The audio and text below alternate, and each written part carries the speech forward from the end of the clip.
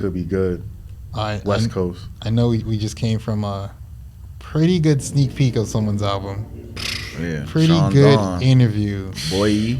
Yo. Big Sean. Yo. I don't know if our audience are you guys big Sean fans, but we do like a couple hip hop artists, and he's one of them for sure. Yo. Great guy, very well spoken. Very well spoken. Super humble, and I was saying earlier, it's cool to be humble, but I feel like with his talent level, he doesn't have to be definitely at that caliber. But that's of lyricism and making music and being a good person.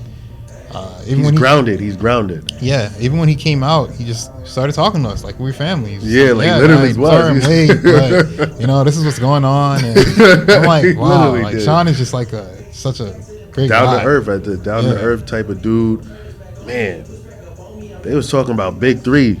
Man, you might have to make room for the top four, big four, or somebody might have to. Drake got to drop off.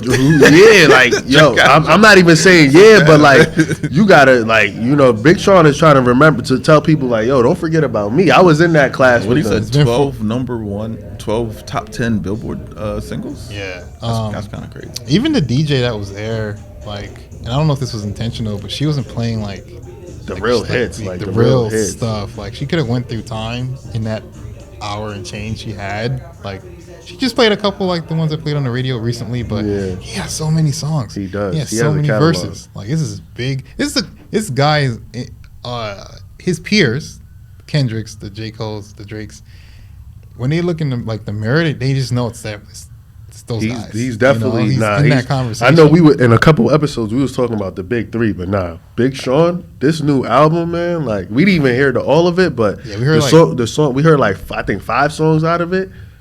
He's coming. But why do you think with all the things we just named, why do you think he's not mentioned in the big three? He said himself, it's his consistency.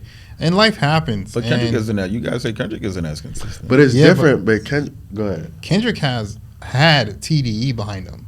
So SZA drops a song and he features on it, or Schoolboy Q, or that keeps you a little bit relevant. It keeps everybody okay because it's a similar sound. Whereas he doesn't have that. It's just him. And good music. And he was off good music. He's been off good music for years now. Yeah, true. He's been doing his own thing. And true, the difference with Kendrick is his albums are a little bit more introspective. So, and what I mean by introspective is like, it makes you want to just like go play it back again, keep listening to it, and to understand what he's even talking about. It's deeper. Exactly. So it's a little bit deeper. So it could the runtime and the replay value is there. With Kendrick, because you're not going to understand what he said the first listen through. Even if not like us, this is the last time I'm going to kind of probably like talk about it on the episode, but I really honestly just understood the Malibu Most Wanted line, like, you know what I'm saying? Like, so it's just like he's more introspective. He's more introspective. I don't even want to put them, against each other. I don't think that's a real thing. But Big Sean, he has always been top of the class since they came out. 2008? He's been, he's been right there. He championed a lot of flows that people never gave him credit for. He started a lot of things that people. So I just want to know, why isn't he in that big three? Is it just consistency, or is it just he has the hit singles? Maybe his albums don't really hit like Cole's and Kendrick's do. I don't. No, I was just gonna say like, some of his bodies of work might have just not been as complete as the other three.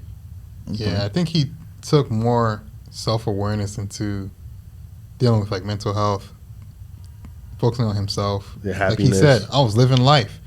I thought that was actually beautiful. And he said that he was really to live your life, and he was really just trying to focus on being happy. Say that about, I don't want to put him together, but we say that when Kendrick said the same thing, you guys say no, it's too long.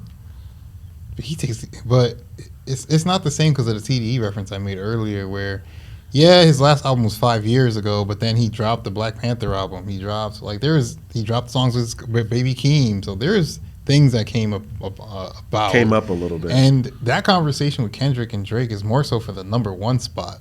This conversation with Big Sean is really to be included in the big 4, big 5 conversation. No, I'm just saying in terms of. So it's a little different. In terms of taking time away and just saying you want to live your life. But that's to be number one. It's different. Oh.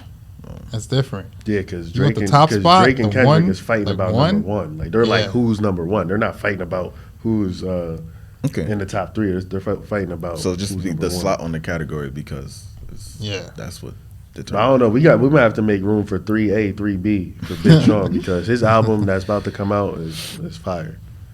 At least from what we heard so far. I'm not Yeah. gonna say like everything is fire, but we heard so far, he's definitely And- in his bag. I'm also interested in. You brought up Gamma earlier, but you know, an artist like Sean might not go after him. You know, like I'm not sure if he's still signed to Atlanta. I'm not sure his like. Yeah, I have no what idea. label I think he's on or on what his the situation is, but he seems like one of the most marketable people. You could put that dude in like any commercial, like anything, and he can execute on it and be likable. So it seems like an artist you'd put like substantial backing behind. And he said he wants to get into But, acting too. Yeah, but that didn't seem to have happened yet, which is interesting to me. I you think know? he's independent right now. Or maybe not independent, but like he has probably like a distribution. No, he's still on good.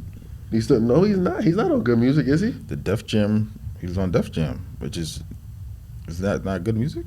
It's No, it would No. be like a subsidiary or like Yeah. exclusive licensing or something like that. But regardless, he got backing. He definitely needs to get pushed to the forefront a little bit more. Oh, so he has his own record label. Yeah, that's what I said. Like I thought, yeah, that's what I meant by independent. I meant like he has his. I think it's Dawn Life, right? Let me see. I think it's Dawn Life Records. I didn't know that. Yeah, he has his own thing. It's called. I think it's called Dawn Life Records. Yeah, but I definitely want to dive into maybe at a different time, like his rollout strategy. Yeah, It's very interesting because he got paused because of what happened. He was coming out with his music, and then Drake Kendrick Yeah, started He had happening. to push it He had back. to pause, and then he came out with Precision, and I think it was Yes, a couple songs. Precision was pretty good too. So I guess he's kicking back up. The album's coming out now. So he said music videos on the way. So like, let's see, how the rollout goes. But I'm definitely gonna analyze his rollout after this is over in terms of impact and everything like that, And how and they what he could have done engage. differently, and maybe where he could have leveraged like technology more because I didn't see that at all. And we haven't seen that from a lot of artists. But kind of leverage the technology by holding it at the Samsung event. that's a good Samsung. point. It was- Like it he was did a good- incorporate the technology Good point. aspect. They was telling people to go check out the smart stuff, the smart That's devices not him. upstairs. That was Carl, the Billboard guy. I know, but it's he attracted everybody there. You get what I'm saying? So there's still a little bit of a tech aspect there. I'm telling you, tech is even hiding in plain sight. yeah, I mean, it's visible. I should say it's visible in plain sight. Like even when it's not that event, you know what I mean? No, it's pretty. No, it's a good point because we're at Samsung. You're obviously watching everything on a pretty big projector screen in terms of like the little theater setup. But then when you turn around, there's like a 70-inch TV behind you. There's like your Smart kitchen. smart kitchen, like the phones. It's like, all right, we're in the tech. Hub. We're in tech. But yeah, that's a tech good. hub. They hold a lot of events at that spot, so I enjoy the Samsung Center. That's cool. Cool. So I wanted to talk a little bit. This is a good segue too for the next two topics. Travis Kelce and his brother Jason Kelce.